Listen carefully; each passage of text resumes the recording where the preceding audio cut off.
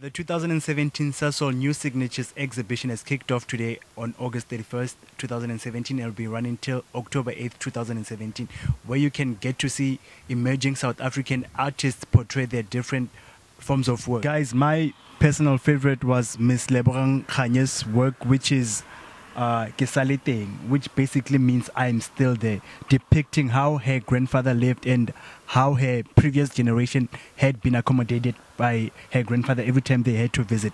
So which one won it for you guys? No, for me it's quite simple. Like I really like Lebohang's work, but then for me, who would take it for me, it's Botlhale, because like what I like about Botlhale's artwork is like it's more woman empowering, because like the name itself, like it says Mosadi o tshwara thipa ko bohaleng. So like for me, that statement alone, it's very powerful. Yeah. And from your side, Spiwe, how was it for you? How was the overall experience? The experience was good, but one that caught my eyes was by Cora J3D, one called Wandering.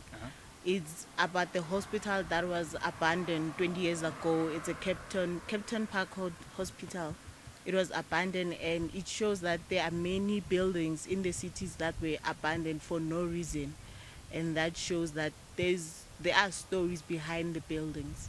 And here's more on the run-up, the Merit Award recipients and the overall winner. Okay, my name is Huitiana Moerane. I'm from Pretoria and I'm a visual artist. This series of work is called Mosadi o tshwara thipa ka bohaleng, which means that a woman holds the knife by the blade. This work I work in mixed media, so this work consists of found family photographs and photographic cutouts, digital manipulation, and an inclusion of the sishweshwe cloth. So in my work, I use the sishweshwe cloth as a metaphor for what the black South African woman is expected to be. In my experience, I've often found that black South African women wear the sishweshwe cloth in traditional domestic settings where they are conforming to gender normative roles. So settings such as weddings and funerals and ceremonies where they are cooking or cleaning or serving the men, just doing something domestic, or being a good makoti, being a good mother, wife, etc. So I cut out the bodies of the woman I'm related to in the artworks. The act of cutting them out acts for two things. The first one is that cutting them out, the act of cutting is a very violent act. So that violent act of cutting these women's bodies out represents the violence that has been inflicted on black women throughout ages. The second one is that it sort of reflects a disappointment that I have in women who came before me in my family for being submissive. I'm a really staunch black feminist, and I speak out a lot against cultural patriarchy and gender prejudice. So often in traditional settings, I'm the one who's like, no, why are the girls doing this and the boys don't have to, and all these things. And so I sort of felt this disappointment that, they have always been submissive and not really speaking out against these things. And that's part of my disappointment in cutting them out. My name is Cora J3D, and this is one of my paintings called Wandering. So this painting is about the old Kempton Park Hospital that's abandoned 20 years ago. And my whole theme is playing with the living and the dead. And when I started to do research about this place, I actually was fascinated because they say it's one of South Africa's most haunted places. So I went to the hospital, took lots of photos, and then I just started to paint. And the beauty of an abandoned place is the difference between the beginning where there were plants and trees and everything growing nicely, and then people came and they destroyed the nature to build, let's say, the hospital. And then as soon as the people leave, the nature comes back. So it's just beautiful for me, the whole theme about the life cycle.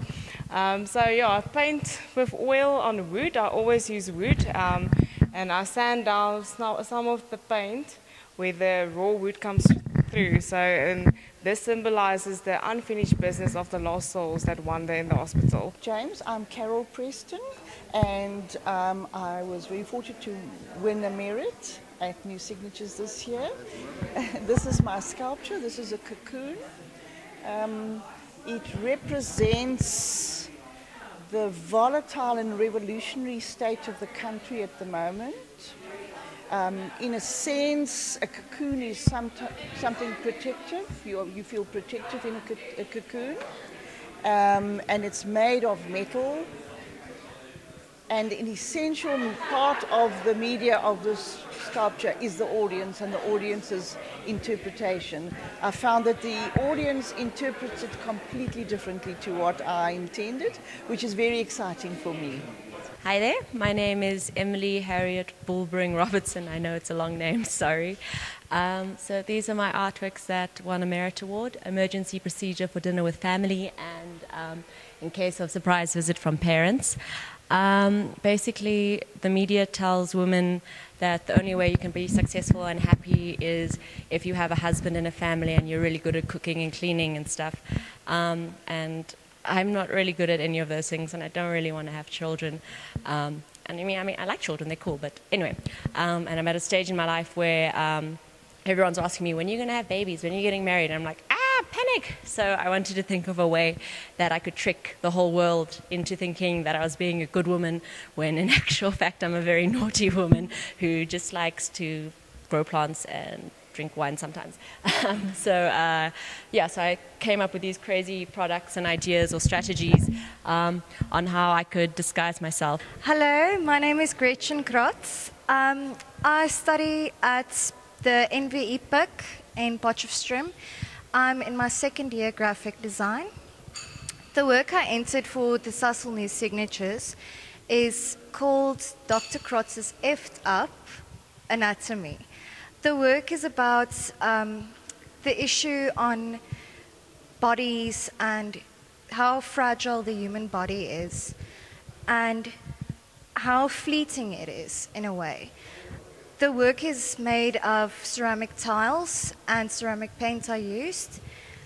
And it's quite tongue-in-cheek to play on the fact that South Africans deal with emotional and social political issues on quite a humoristic way. So the whole book is a very tangible and interactive piece, and it's a very tongue-in-cheek and humoristic piece. My name is Sandra Lazuli. I was born in Durban in 1991. I'm a full-time visual artist practicing, but at the moment I'm serving my artist residence for 3 months in Germany. Basically in this work that I'm showing here, that is titled Umbango, of which means in English conflict. I'm reflecting to the cultural politics with regards to the traditionals of Zulu, customs and rituals within the contemporary family setting. There are certain traditions that are implemented, in order for an individual to claim their identities from their father's side. Well, thus this may, however, affect the two relationships and therefore creating a conflict if the proper culture is anti-performed accordingly. So this is what the work is based about.